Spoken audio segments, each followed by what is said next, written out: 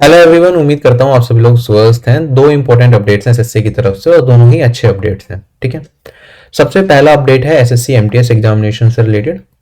SSC MTS examination का aspirants form fill नहीं कर पा रहे थे। कल भी मैंने इस इशू पे बात की थी, सर्वर इशू चल रहा था।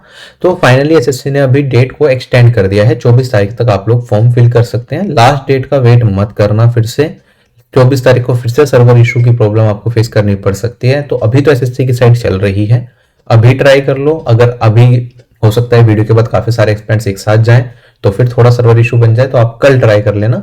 कल आप अपना फॉर्म अच्छे तरीके से फिल कर पाएंगे। कल परसों तक फिल कर लो, उससे ज्यादा डिले नहीं करना है। ठीक है, उसके बाद जो करेक्शन विंडो खुलेगी वो अब खुलेगी 2 मार्च से लेके 3 मार्च के बीच में। किसी ने फॉर्म फिल कर दिया है, कुछ गलती हो गई है फॉर्म फिल करने में, तो इस डेट के टाइम पे आप करेक्ट करा सकते हैं।